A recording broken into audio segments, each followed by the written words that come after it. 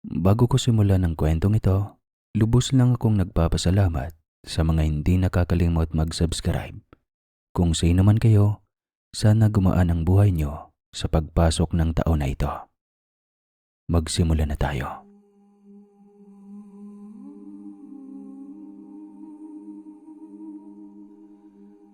Bilang tao, normal na sa atin na makaramdam ng sakit, lalo na kapag emosyonal. Katulad na lamang ni Lara, na hindi tinatantanan ng pagiging malas niya sa pag-ibig. Palagi na lamang kasi siyang umiiyak sa kanyang mga dating nobyo. Yung iba, niloloko siya, sinasaktan, o di kaya walang pakialam sa kanyang nararamdaman. Friend, ayoko na talagang sumabak sa pag-ibig. Palagi na lang akong bigo, nakakayamot na. Reklamo ni Lara sa kaibigan. Napakamot naman ng ulo si Joanna, ang kanyang best friend at ang taong nakasaksi kung papaano paulit-ulit saktan ng mga lalaki ang kanyang kaibigan. Ano ba sabi ko sa iyo dati? Di ba dahan-dahan lang sa pagpasok sa relasyon? Hindi mo pa nga kilala ng lubusan ng isang tao, gusto mo na kaagad siyang jowain. Pinakitaan ka lang ng motibo, baliw na baliw ka na kaagad sa kanya. Bulyaw ng dalaga sa kanya. Napasapo na lamang sa noo si Lara at naglabas ng isang buntong hininga. Hindi niya na alam kung ano pa ang pwede niyang gawin para mawala ang pagiging malas niya sa pag-ibig. Sinubukan na niyang magpahula, gumamit ng kung ano-anong pabango para makaakit ng tamang tao. Subalit wala pa rin siyang nabibingwit na matinong lalaki kahit isa. Minsan pa nga naiisip na lamang niyang magmadre. Ngunit ayaw niya rin namang manatili sa kumbento na punong-puno ng katahimikan.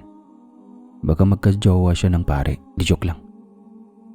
Te, may gagawin ka ba sa bakasyon? Napatingin si Lara sa kaibigan nang magtanong ito sa kanya.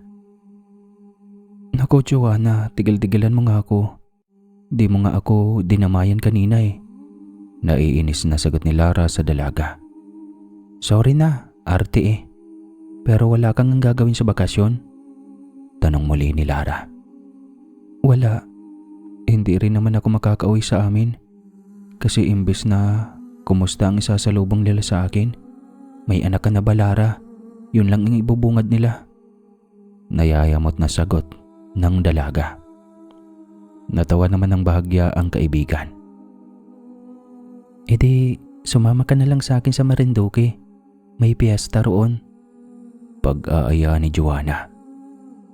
Napakunot noon naman ang dalaga. Ano? Makikipiyesta ka roon? Si Raulo? Ang layo nun ah. Reklamo ni Lara. Hindi, uuwi ako sa amin sa side ng papa ko. Sagot naman ni Joanna na siyang ikinagulat ni Lara. Natawa naman si Joanna sa naging reaksyon ng dalagang kaibigan. Ngayon lang din naman kasi nalaman ni Lara na taga Marinduque pala ang side ng ama ng kanyang kaibigan.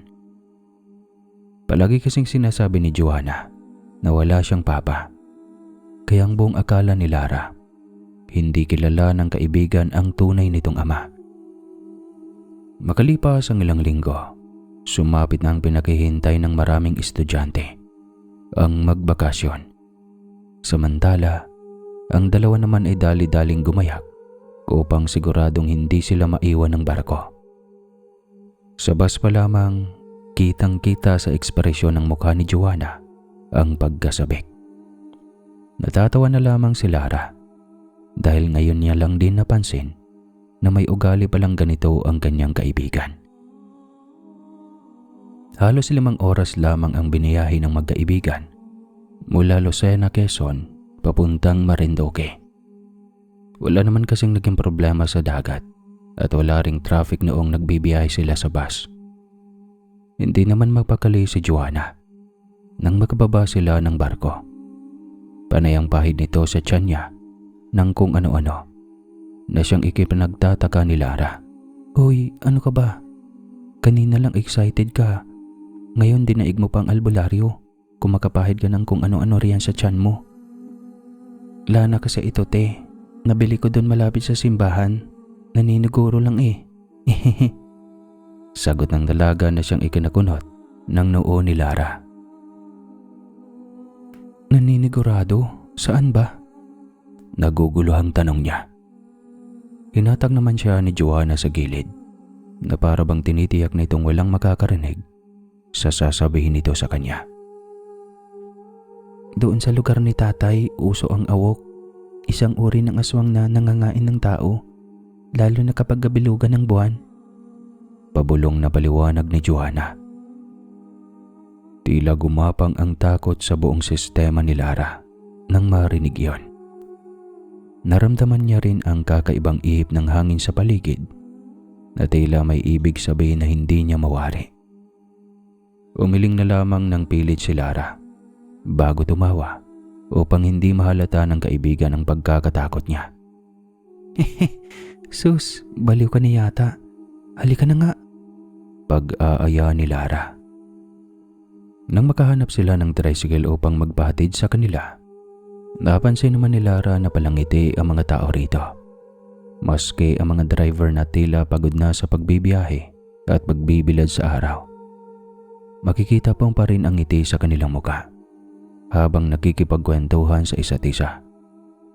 Doon na lamang nakampante ang dalaga na hindi totoo ang sinabi ng kaibigan.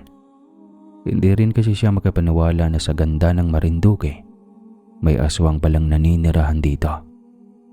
Akala nga niya nung una ay maliit lamang itong lugar. Pero sobrang napakalaki pala nito at malalaki rin ang mga bundok. Tinanong naman kaagad sila ng naturang driver kung saan ang kanilang destinasyon. Ngunit nang sabihin ni Joanna ang kanilang lugar, tila nandilim ang mukha ng driver at iba pang nakarinig.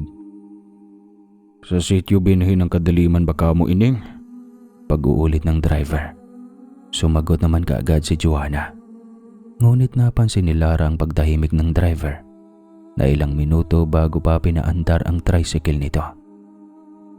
Pinigilan pa siya ng iba niyang kasamahan, ngunit dinahilan na lamang ng driver na matumal ang kita niya ngayon. Kaya papatusin na niya ito. Napabuntong hininga na lamang si Lara at pumikit upang umidlip saglit sa biyahe. Ayon naman kay Joanna, ay parang isang oras pang biyahe patungo sa kanila.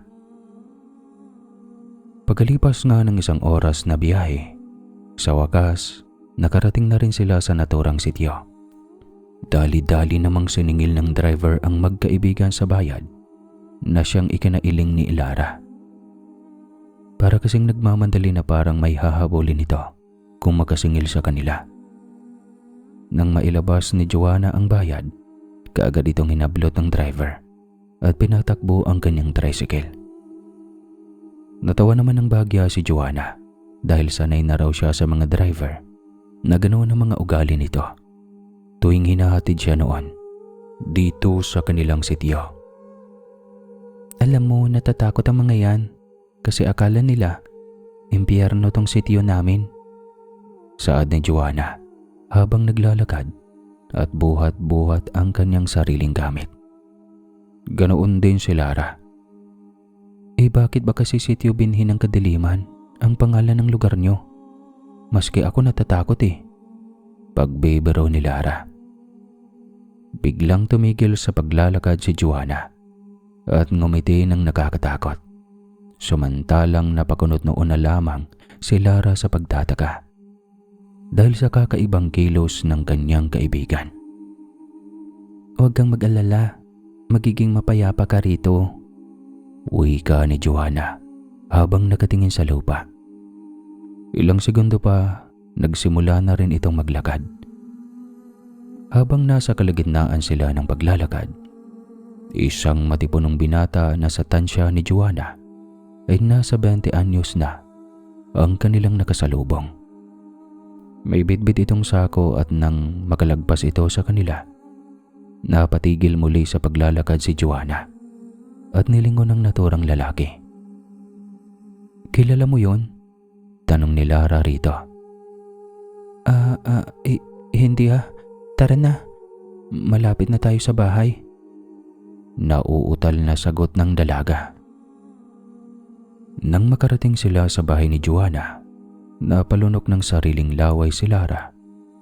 Nang mapansing pinapalibutan ng mga naglalakihang puno ang bahay ng kanyang kaibigan. Dati kasi, binangungot siya tungkol sa isang bahay na pinapalibutan ng mga nagsisilakihang puno at ang mga punong iyon ay may nangangain ng tao. Kaya simula noon, hindi na pumupunta sa masusukal na gubat si Lara. Kaya naman naging mahirap sa kanya na pumasok sa bahay ng kanyang kaibigan. Nilapitan naman kaagad siya ni Joanna nang mapansin itong napatigil ang kaibigan. Kahit mahirap, pinipilit pa rin ni Lara na pumasok sa loob nang isa-isa nang nagsilabasa ng iba pang kamag-anak ng kanyang kaibigan. Kaya napilitan siyang pumasok sa loob. Malinis naman sa loob ng bahay, pero para bang hindi siya kampante. Hindi naman mainit ang lugar at malamig naman ang hangin, pero parang maalinsangan ang kanyang pakiramdam. Pero pinagsawalang bahala niya na lamang iyon at hindi na pinagtuunan ng pansin. Kinagabihan, matapos ang pagtitipon-tipon dahil sa pagdating nila, napagpasya ng magkaibigan ng magpahinga na at ipagpabukas na lamang ang paggala dahil bukas pa naman magsisimula ang piyesta. At noong nakahiga na siya, harap sa kaliwa, harap sa kanan. Kahit anong posisyon ang gawin ni Lara, tila ba hindi pa rin siya dinadalaw ng antok. Gustong-gusto nang magpahinga ng katawan niya. Ngunit tila ang kanyang mga mata na nag-uutos na wag muna. Dahil sa inip, naisipan na lamang ni Lara na kunin ang kanyang salamin at lumabas ng silid upang magpahangin. Ganito kasi ang ginagawa niya dati tuwing hindi siya nakakatulog. Kaya nang makalabas, napangiti na lamang siya nang salubungin ang kanyang katawan ng malamig na simoy ng hangin. Habang nagmumuni-muni sa madilim na gabi, dalawang mga mata ang tila nakatingin sa kanya sa di kalayuan. Samantala, wala namang napapansing kakaiba si Lara sa kanyang paligid at patuloy pa nga ito sa pagmumuni-muni at paglilibang sa sarili. Kasarap kasing pagmasdan ang bituin sa kalangitan na tila ba nagsisiunahan sa pagkislap. Lara! Napakunot na ang dalagita nang marinig ang pamilyar na boses sa kanyang likuran. Kasunod noon ang kaluskos na nagmumula sa makakapal at madilim na bahagi ng bakuran nila Joanna. Gabi na, bakit nandito ka pa sa labas? Doon lamang napansin ng dalagita ang ama ni Joanna na si Mang Pedring. Kagaya ni Lara, gising pa rin ito. Lumapit naman kaagad si Lara sa matanda at nanghingi ng pasyensya, ngunit isa lamang ang sinabi ni Mang Pedring. Kung ako sa'yo, umalis ka na rito. Doon lamang biglang lumabas si Joanna at nilapitan ng kanyang ama. Ngunit napansin kaagad ni Lara ang namumulang mata ng matanda habang nakatingin ito sa kanya. Punong-puno ng pagmamakaawa at takot ang tingin ni Mang Pedring sa dalaga. Naku, pasensya ka na, ganito lang talaga si Papa. Natakot ka ba niya? Tanong ni Joanna sa kanya na bigla na lang sumulpot. Umiling-iling naman kaagad si Lara bilang sagot. Ngunit sa kabila nun, natatakot na talaga siya sa nangyari. Gusto na niyang umuwi, ngunit ayaw niya namang biguin ang kanyang kaibigan. Kinabukasan, nagising na lamang si Lara sa ingay ng mga tao sa labas ng bahay.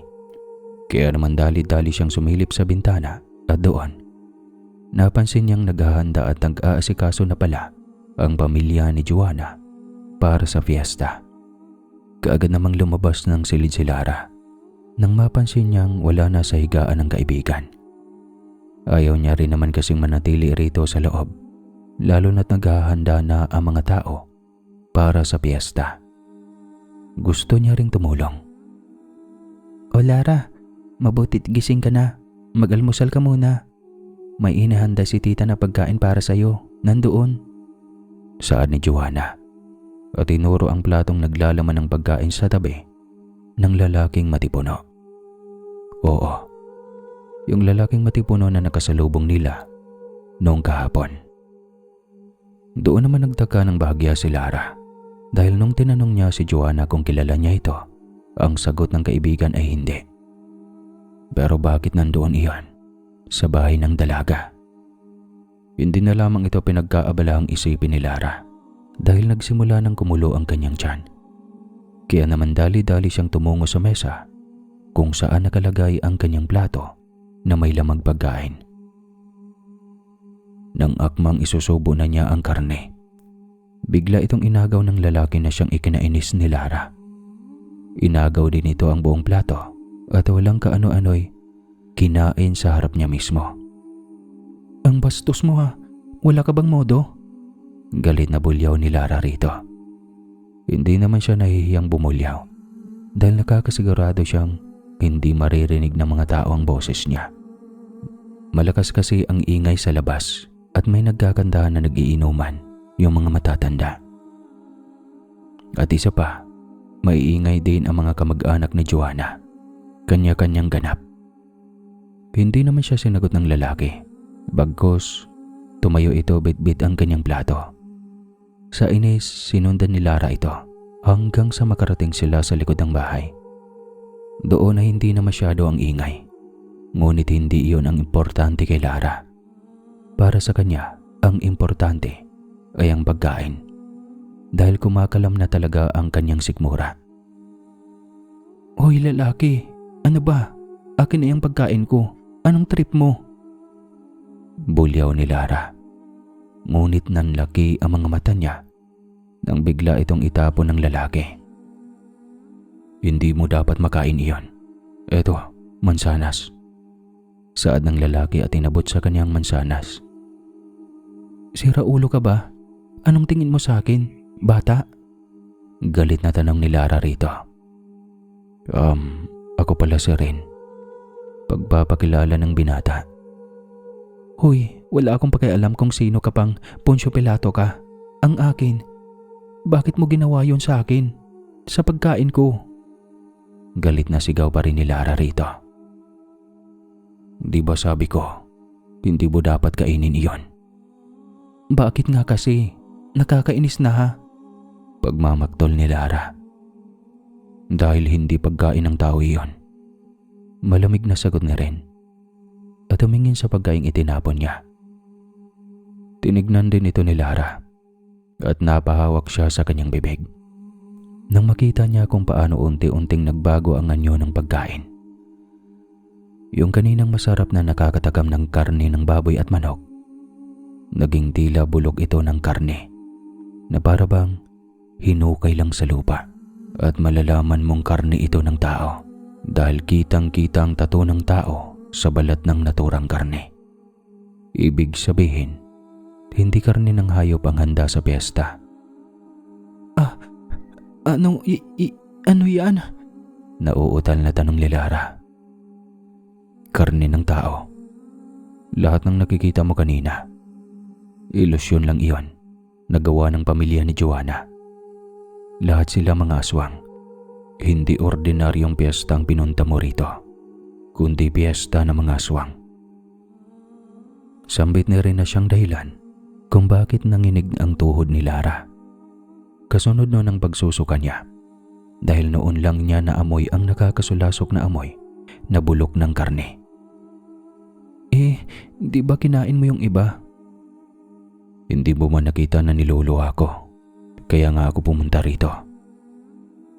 Doon lamang napansin ni Lara na tila nanlalamig ang kanyang mga palad at paa.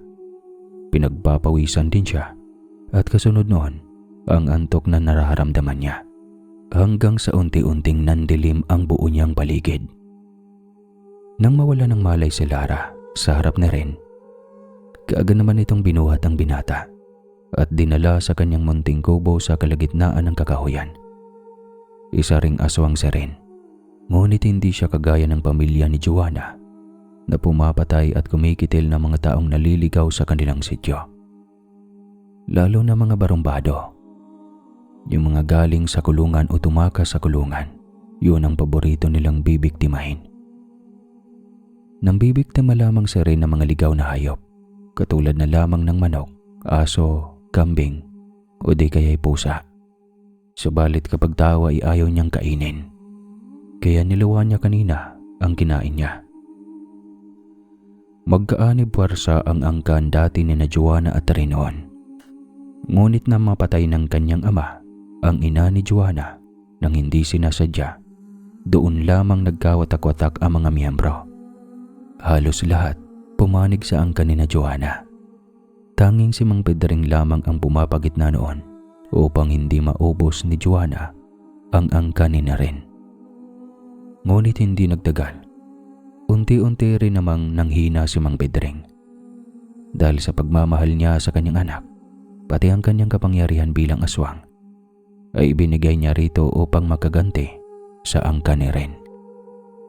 Doon nagsimula ang kaguluhan sa pagitan ng dalawang angka ng mga aswang. Di kalaunan, nanalo si na Joanna. Ngunit hindi pa rin ito natatahimik. Nang malaman niyang buhay si Ren, at nakatakas ito noong gabing salakayin nila ang natira mga aswang sa angka ng binata. Hanggang sa paglipas ng mga taon, ay tuluyan nang nakalimutan ang alitan na iyon. Nasanay na lamang ang mga kaanib ni Joanna na makita ang binata sa sentro. Naghahanap buhay din kasi ito at pinipilit na mamuhay ng normal. Kaya ang nangyari ay hinahayaan na lamang niya ito. Pero ang nasa utak ng angka ni Joanna ay hindi sila papagkampante. Darating ang araw na magkakasagupa din sila sa tamang panahon. Nang magising si Lara, laking pagtataka niya dahil tila hindi pamilyar ang paligid. Wala rin siyang maalala kung ano ang nangyari bago siya nawala ng malay. Mabuti gising ka na. Pagsulpot bigla niya rin na may dalang mga prutas. Teka, nasaan si Joanna?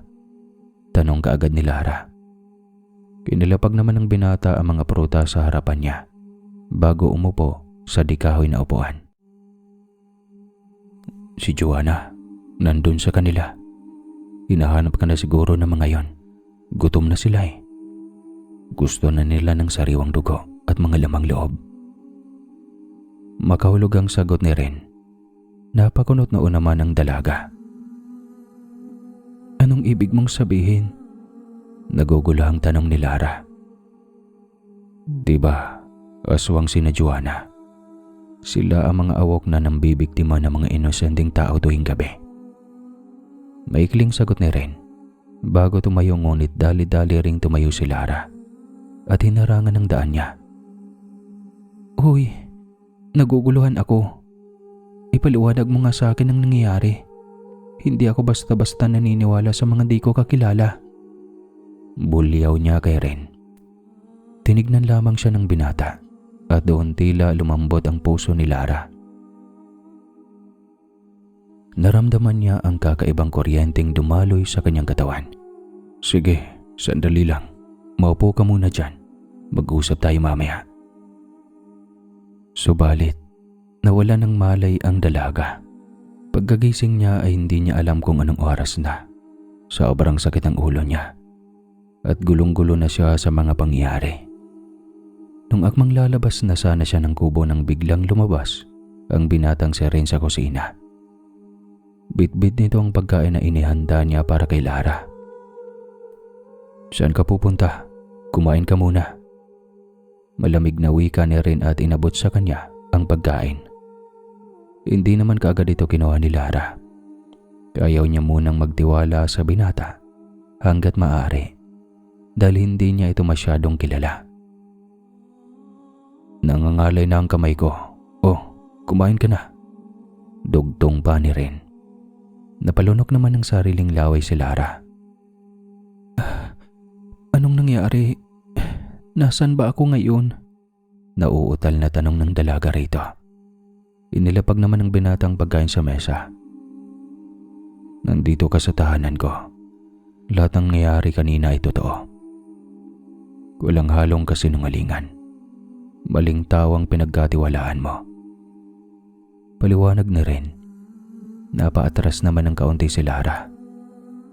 Akmang tatakbo na palabas si Lara nang mabilis siyang hinawakan na rin sa braso at hinatak upang hindi siya tuluyang makalabas. Sa kasamaang palad, pareho silang natumba sa sahig at hindi sinasadyang napaibabaw ang katawan ni Lara sa binata. Nang magdikit ang kanilang mga balat, doon lamang naramdaman ni Lara ang tila kuryenteng nakakakiliti na gumapang sa kanyang katawan. Naramdaman niya rin ang tila pag-init ng kanyang muka. Ganoon din si Ren. Hindi niya alam kung ano ang ibig sabihin nito. Ngunit isa lang ang kanyang alam. Sobrang gaan ng kanyang pagkaramdam. Hindi rin naiwasan ng dalawa na magdama ang kanilang mga mata. Doon mas lalong nakaramdam ng hiya at pamumula ng pisngi si Lara. Dali-dali naman siyang tumayo at tumalikod sa binata. "Bastos ka talaga," sigaw ni Lara habang nakatakip ang mukha at nakatalikod kay Ren. Natawa naman ng bahagya ang binata at tumayo rin bago pinagpagan ang kanyang damit at short. "Hindi ko naman sinasadya yun," sagot ni Ren at umupo sa di kahoy na upuan. "Sira ulo ka ba?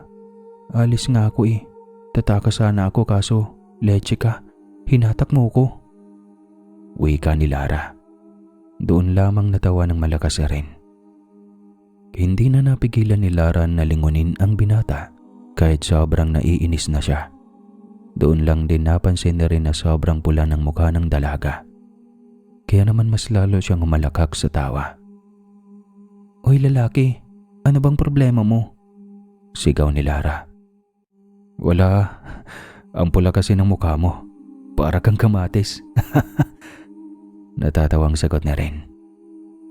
Dahil sa inis at yamot, dali-dali namang sinugod ni Lara ng kurot ang binata. Ngunit hindi siya naging matagumpay dahil nakakuha pa ng pagkakataon na makatakbo si Ren. Doon lamang naramdaman ng dalawa ang kakaibang pakiramdam na hindi nila naranasan sa buong buhay nila. Si Ren, hindi niya naramdaman ang ganito kagaan na pakiramdam dahil punong-puno siya ng galit at puot sa mahabang panahon. Ganoon din si Lara, isang babaeng malas sa pag-ibig, ngunit tila mahahanap na niya ang matinong tao na para sa kanya. Sa kabilang banda, galit na nagwawala si Joanna. Pinagtatapon niya na ang mga gamit na nakikita ng kanyang mga mata. "Punyeta, paano kayo nalusutan ng Ren na yon?" sigaw ni Joanna sa ibang aswang na nagpapanggap na kanyang kamag-anak. "Sa pagkakaalam ko, ginaya niya ang isa nating kasamahan para makapasok siya rito at kunin ang pagkain natin," sagot ng isa. Ngunit bigla na lamang siyang kinalmot ni Joanna. "Si Lara, tinangay niya. Mga leche kayo.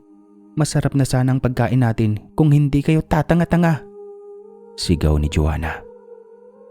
Tumayo naman ng dahan-dahan si Mang Pedring habang inalalayan siya ng dalawang aswang.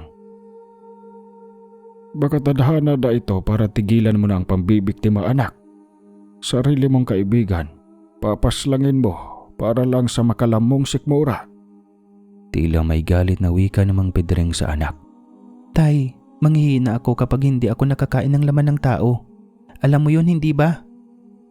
sigaw ni Joanna sa ama. Nagtinginan lamang ang ibang mga aswang. Tahimik lamang sila at walang balak na makipag-argumento kay Joanna. "Magsipaghanda kayo. Sasalakayin natin si Ren pagdating ng kabilugan ng buwan," utos ni Joanna bago tuluyang pumasok sa bahay. Napailing na lamang si Mang Pedring sa katigasan ng ulo ng kanyang anak. Samantala, nalinawan naman si Lara nang ipaliwanag na rin ang lahat-lahat. Hindi siya makapaniwala na muntikan na siyang ulamin ng kanyang itinuturing na kaibigan. "Maraming salamat sa pagligtas mo sa akin. Pasensya ka na kung naiinis ako sa'yo. Ikaw kasi pagpapasalamat ni Lara sa binata. Walang anuman. Sa ngayon, dumito ka muna. Delikado pa kapag lalabas ka o kung uuwi ka. Nakangiting wika na rin. Tumango-tango naman si Lara. Unti-unti namang naglaho ang ngiti ni Rin nang maalala niyang hindi pa pala niya nasasabi sa dalaga ang tunay niyang pagkatao. Pero kung gagawin niya yon, kung aamin siya kay Lara, baka mag-iba ang pagkikitungo nito sa kanya. Oh, ayos ka lang ba? Doon lamang bumalik sa wisyo ang binata nang muli siyang tanongin ni Lara. Oo. Ayos lang ako. Maikling sagot niya. Bakit nga pala dito ka nakatira? Ang layo sa kabiasnan. Parang lahat ng paligid mo pinapalibutan ng mga puno. Tanong ni Lara na siyang nakapagpatahimik kay Ren. Ayaw ko kasi sa matao na lugar Sagot ng binata. Tumango-tango naman siya. Kinagabihan, nagising si Ren sa di malamang dahilan. Pagkaramdam niya ay may kakaibang presensya sa kapaligiran na di naman niya inimbita. Matapang siyang lumabas at nakiramdam sa paligid. Malamig ang simoy ng hangin at tanging mga hampas ng dahon ng puno lamang ang maingay sa gabing iyon. Ngunit hindi pa rin ako kumbinsi si Ren na walang nagmamasid sa paligid. Alam at ramdam niya ang di-imbitadong bisita. Lumabas ka na. Wala akong oras para makipaglaro. Malamig na saad ni Ren. Tila narinig naman ng nilalang ang sinabi ng binata at kaagad itong lumabas mula sa dilim. Isa itong malaki at maitim na baboy ramo. May mapupulang mga mata at malalaking mga bangil. Alam ni Ren na hindi ito ordinaryong baboy ramo na naliligaw lang sa gubat. Hindi ka ba talaga lalabas sa tunay mong anyo? Hindi niyo siya makukuha sa akin. Hindi ako makakapayag na isa na namang buhay ang isisiksik niyo riyan sa kumakalam niyong sikmura. Galit na bulyaw na rin sa nilalang. Kaagad namang umangil ang baboy ramo. Unti-unti itong lumaki hanggang sa inilabas nito ang tunay niyang anyo. Isang mabalahibong halimaw. Malaki at namumulang mga mata. May pangil at matatalas na mahabang kuko. Ibigay mo na siya sa amin. Ang aming pinuno ang nakauna sa kanya. Sigaw ng nilalang. Dumaan muna kayo sa ibabaw ng bangkay ko bago niyo siya makuha. Sagot lamang na rin at kaagad na nagpalit ng anyo bilang isang malaking halimaw. Sa ilalim ng maliwanag na hating buwan, naglaban ang dalawang nilalang. Nakailang ilag na si Ren sa kalaban bago niya ito napuruhan. Malakas niya itong sinuntok na siyang ikinatapon ng nilalang. Hindi na nagaksaya ng oras si Ren at mabilis niyang sinundan ito at walang kaawa-awang dinukot ang puso nang makalapit siya rito. Sabi ko diba, dumaan muna kayo sa bangkay ko bago niyo siya makuha. Sambit ang binata at malakas na dinurog ang tumitibok na puso ng nilalang. Kinaumagahan, maaga pa lamang ay gising na si Lara upang mag-asikaso. Gusto niya kasing ipagluto si Ren bilang pambawi sa kabaitang ipinakita nito sa kanya. Habang naghahanap siya ng mga rekados, katulad ng sibuyas at bawang, napansin ni Lara na ni asin ay wala ang binata sa kusina nito. Wala ring paminta, sibuyas at bawang. Kaya naman napakamot na lamang ng noo si Lara. Grabe naman ang lalaking ito. Kaya siguro malungkot ang buhay niya. Kahit pagkain niya, di may bigyang lasa. Reklamo ni Lara. Ganon ba? Ay, Besit ka, andyan ka na pala. Napahiyaw si Lara nang may biglang sumulpot na boses. Si Ren lang pala. Nakasandal ito sa pintuan habang nakatingin sa kanya. Tila ba kanina pa siya pinapanood. Hoy, may lahi ka bang aswang at ganyan ka kung manggulat? Sigaw ni Lara sa binata. Nagkibit balikat na lamang si Ren. Bakit wala ka palang mga paminta, sibuyas, bawang? Kahit asin wala? Tanong ni Lara at pinagpatuloy ang paghahanap. Lumapit naman kaunti si Ren sa dalaga at sakto ring lumingon si Lara sa likod. Naglapit ang mukha ng dalawa. Ramdam na ramdam din ni Lara ang init ng hininga ng binata. Doon niya rin muling naramdaman ang tila kuryente na kumikiliti sa buong katawan niya. Hindi na malaya ng dalagita na unti-unti na palang lumalapit ang kanilang mga labi hanggang sa magdikit ito. Doon lang bumalik sa wisyo si Lara at malakas na tinulak si Ren, sabay puna sa kanyang labi. Sira ulo ka ba? Bakit mo ako ninanakawan ng halik? Malakas na sigaw ni Lara. Uy, ang kapal mo. Ikaw kaya tong ninakawan ako ng halik? Paglalaban ni Ren. O gag ka! Sigaw ni Lara at sinugod ng hampas ang binata. Kaagad naman itong nasalo ni Ren. Ang hina mo pa. Paberong wika ni Ren at mahinang tinulak si Lara bago tumakbo pa palabas ng kusina. Napapasapo na lamang sa noo ang dalaga. Nang matakbuhan na naman siya ni Ren. Ngunit hindi niya rin mapigilang di ngumiti nang maalala niya ang nangyari kanina.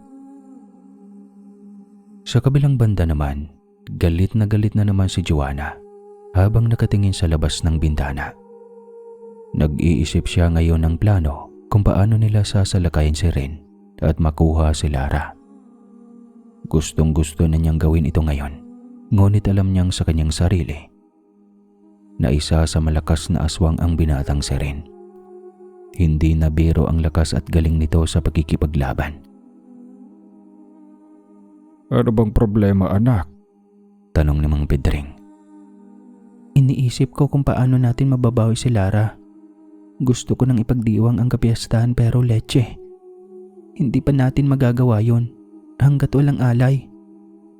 Paliwanag ni Joanna. Napabuntong hininga na lamang si Mang Pedring. Gusto niya mang pigilan ang anak sa binabalak nito, ngunit wala siyang magagawa dahil ayaw magpabigil ni Joanna. Isa pa, hindi nila mairaraos ang kapiyastahan kung wala si Lara na siyang pagkain nila at gawing alay sa mga namatay nilang ninuno. Anak, huwag mo sanang mamasamain ang sasabihin ko. Pero pwedeng itigil mo na ang pambibiktima ng mga inosenteng tao. Pakawalan mo na rin ang galit at puot dyan sa dibdib mo. Mahabang wika ni Mang Pedring. Napalingo naman kaagad si Joanna sa ama. Kitang-kita rin ng matanda ang galit at sakit sa mga mata ng kanyang kaisa-isang anak. Hindi ako titigil hanggat hindi ko napaslang sa sarili kong mga kamay si Ren. Siya ang dahilan kung bakit nawasak ang angkan natin, tay. Namatay ang aking ina nang dahil sa pamilya niya. Sigaw ni Joanna. Ilang beses na bang sinabi sa iyo na hindi sinadya ang lahat ng pangyayari? Sagot ng ama. Ngunit binasag lamang ni Joanna ang kristal na basong hawak niya. Wala kayong pakialam, tay, kung ano ang gagawin ko. Labas ka na sa kung anong desisyon ko sa buhay. Bulyaw ng dalaga sa ama na siyang ikinatahimik ni Mang Pedring. Si Mang Pedring ay gusto niyang ibalik sa dati ang kasiyahan sa kanilang tribo. Ang pagkakaisa ng mga aswang noong kabinataan pa niya at nakapag-asawa siya. Masaya ang mga nangyayari noon at mga kaganapan. Hindi sila nag-aaway na magkakapareho. Lagi silang may pagkakaisa at nagtutulungan. Ngunit nang mangyari ang ganong trahedya, ay naging malungkutin na ang tribo. Para bang sila-sila rin ay nagkakamatayan, sila-sila rin ay nagwawasakan. Wala na silang pagkakaisa, kaya ang gusto sanang mangyari ng Mang Pedring ay pagkaisahin muli ang bawat mga aswang sa kanilang tribo. Kinagabihan, Nang masigurado na rin na mahimbing na ang tulog ni Lara, kaagad siyang lumabas ng bahay at nagkiramdam muli sa paligid. Hindi naman kaagad nagpatumpik-tumpik pa ang nilalang na nagtatago. Walang iba kundi si Joanna. Wala ito sa anyo ng baboy ramo o di kaya aswang. "Anong ginagawa mo rito?" tanong na rin sa babae. Kukunin ko lang ang kaibigan ko. Kailangan namin siya, sagot ni Joanna. "Kailangan para sa kumakalam yung mga sikmura?" Sarkastikong tanong na rin sa babae. Huwag kang ngang magmamalinis rin. Alam mo sa sarili mo na aswang ka rin. Teka, bakit mo ba pinoprotektahan ng babaeng yan? Hindi nga kayo magkakilala, di ba? Mahabang tanong ni Joanna. "Ayaw ko lang na may mabiktima pa kayong inosenteng tao, Lara," sagot ang binata. Natawa naman ng bahagya si Joanna. Sa tingin mo ba, mapapaniwala mo ako? May gusto ka na ba kay Lara? At ganyan ka kung makapagprotekta sa kanya? Kung oo, pues, hindi magtatagal. Malalaman din niya ang tunay mong pagkatao. Pagbabanta ni Joanna sa binata. Sa kabilang banda, lingid sa kaalaman ng dalawa. Tahimik namang nakikinig si Lara sa dalawa. Nais niya niyang umalis sa kanyang pinagtataguan. Nais niyang tumakbo at tumakas. Ngunit hindi niya alam kung paano. Kinakain ng takot ang buong sistema niya. Wala siyang lakas. Bumalik lamang siya sa pakikinig muli nang marinig niya ang sunod-sunod na kalabog. Naglalaban na pala ang dalawa. Doon niya lang din nakita ang tunay na anyo ng mga ito. "Hindi mo makukuha si Lara sa akin. Itigil mo na ang kasamaan mo, Joanna," sigaw ni Ren sa babae. Ngunit tila nabingi na ito sa galit na nararamdaman. Unti-unti namang nagsilabasan ang ibang nilalang at pinapalibutan si Ren. Ngunit hindi man lang nakita ng mga ito ang takot sa mukha ng binata. Bagkus ay lalo pa itong natuwa at parabang na-challenge. Nagsimula na muling maglaban ang mga nilalang. Doon lang din nakaimpon ng lakas ng loob si Lara at naghanap ng pwedeng proteksyon para sa kanyang sarili. Habang nasa kalagitnaan siya ng paghahanap, isang nilalang ang bumagsak sa kanyang harapan. Napasigaw naman si Lara na siyang ikinilangon na rin sa kanyang bahay. Malakas niyang itinulak si Joanna at kinuha ang pagkakataon na iyon upang tumakbo papasok sa bahay. Nang makapasok siya, naabutan niyang pumapaibabaw ng nilalang kay Lara habang kagat-kagat nito ang braso ng dalaga. "Bakit braso ang pinangsanggaw mo, Lara?" Gulat na tanong ng binata. "Pwede bang tulungan mo muna ako?" sigaw ng dalaga. Kaagad namang sinipa na rin ang nilalang at inalalayan ang dalaga sa pagupo. Napaiyak naman sa sakit si Lara dahil sa sugat na natamo niya sa aswang. Pero nagpapasalamat pa rin siya dahil hindi siya tinuluyan nito. "Halika na, umalis na tayo rito." Dali-dali namang tumayo ang dalaga kahit na umaagos pa ang kanyang dugo sa kanyang braso na nagmumula sa sugat. Binuhat naman kaagad ni rin si Lara at mabilis siyang tumalon-talon sa mga puno. "Kailangan nating makahanap ng ilog upang hindi nila tayo masundan," wika ni Ren. Napapapikit naman si Lara at napakagat sa ibaba ng kanyang labi dahil sa sakit na nararamdaman niya. Nang makahanap sila ng ilog, hindi nagdadalawang isip na tumalon si Ren dito kahit buhat-buhat pa niya ang dalaga. Pareha silang lumubog sa kailaliman, ngunit sa kasamaang palad, nawala naman ng malay kaagad si Lara dahil sa lakas ng impact ng tubig sa kanya at sa kanyang sugat. Nilangoy naman ni Ren ang dalaga nang mabitawan niya ito noong nasa ilalim na sila ng tubig. Hinawakan niyang bewang ni Lara at hinalikan ito na siyang nakapagpagising sa diwa ng dalaga. Doon lamang napansin ni Lara na nasa ilalim sila ng tubig. Tila biglang bumalik ang kanyang katawan sa lupa at nahirapan kaagad siyang huminga. Dali-daling umahon ang dalawa. Mabuti na lamang at hindi na sila nasundan ni na Joanna. Kaya naman nang makaahon sila, napaiyak na lamang si Lara sa takot at kaba. Walang hiya ka rin. Bakit ba nangyayari sa akin to? Paghihinagpis ni Lara. Napailing-iling naman ang binata at pinunit ang dulo ng kanyang damit upang itali sa sugat ng dalaga. Bakit kasi ang laki ng tiwala mo kay Joanna? Tanging tanong na nagkapagpatigil kay Lara. Doon lamang bumalik ang lahat ng alaala. Kasama si Joanna. Sa loob ng halos 4 na taon nilang pagkakaibigan, hindi ito madaling itapon para kay Lara. Masakit pa rin para sa kanya ang nangyayari sa kaibigan, kahit nabalak pa siya nitong paslangin. Siya yung nandyan tuwing kailangan ko ng alalay, tuwing malulungkot ako, tuwing inaaway ako ng mundo. Siya lang yung natatakbuhan ko. Hindi ko naman alam na ganoon siya. Maikling sagot ni Lara. Halata sa tono ng dalaga ang lungkot at pagkadismaya. Kung ikaw, tinuring mo siyang kaibigan, siya naman, tingin sa iyo ay pagkain. Saad ni Ren at umiling-iling. Nang matapos sa pagtatali ng sugat ang binata kay Lara, kaagad itong umupo at nakiramdam sa paligid. Hindi niya napansin ang pagtayo ni Lara at niyakap siya ng mahigpit na siyang ikinagulat niya. Salamat. Maraming salamat sa pagligtas mo sa akin. Huwag kang mag-alala. Hinding-hindi magbabago ang pakikitungo ko sa iyo kahit isa kang aswang. Malambing na wika ni Lara. Nagulat siya rin sa ginawa ng dalaga, ngunit hindi siya tumanggi sa ibinigay nitong yakap. Niyakap niya rin ang dalaga pagkaharap niya dito.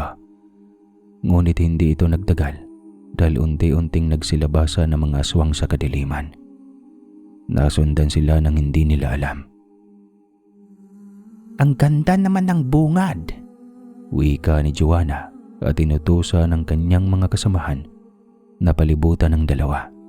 Hindi naman kaagad nakaporma si Ren upang lumaban dahil mabilis siyang hinawakan ng 5 aswang. Pag-iibigan niyo lang pala ang maglalagay sa inyo sa kapahamakan. Dugtong muli ng babae. Pinagkatiwalaan kita, Joanna. Umiiyak na sigaw ni Lara, ngunit humalakhak lamang ang babae. Makakain ko ba yung tiwala na yan? Sarkastikong tanong ni Joanna. Kaagad namang sininyasa ng babae ang mga kasamahan na ipaghiwalay ang dalawa. Sumisigaw naman si Lara nang hawakan siya ng mga nilalang at pilit na nilalayo kay Ren. Samantala, nakakuha naman kaagad ng pagkakataon si Ren na atakihin ng mga ito. Kaagad na rin namang umaksyon si Joanna, ngunit isang malaking bala ng panang sunod-sunod na tumama sa kanyang balikat. Napahiyaw sa sakit si Joanna. Kasunod noon, ang paghiyaw din ng kanyang mga kasamahan. Dali-dali namang niyakap na rin si Lara habang pinoprotektahan ito sa sunod-sunod na panang dumadapo sa kanila. Nang mapansin ni Lara na naghihingalaw si Joanna, kaagad siyang kumala sa pagkakayakap kay Ren at dali-daling pinuntahan ang kaibigan. Niyakap niya ito ng mahigpit kahit nasaan yung halimaw pa ito. Anong ginagawa mo? Nauutal na tanong ni Joanna nang mapansin niyang niyakap siya ni Lara. Kahit ganito ang nangyari, hindi ko pa rin kayang mamatay ka. Kaibigan pa rin kita, Joanna. Umiiyak na sagot ni Lara. Napatigil lamang ang pagsasalita ng magkaibigan nang sabay na panang tumama sa kanilang likuran. Unti-unti namang pumikit ang mga mata ni Joanna habang binanggit ang pasensya na. Iyon ang namutawi mula sa bibig ni Joanna para kay Lara. Nang matapos ng laban, May mga aswang na nagsitakas, yung iba ay sugatan at yung iba ay hindi naman natamaan.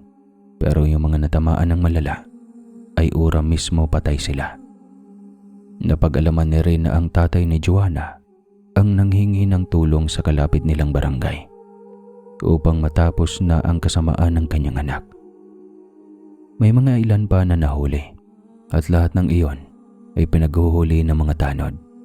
Kasama na si Mang Pedring ay walang awang sinunog ng taong bayan.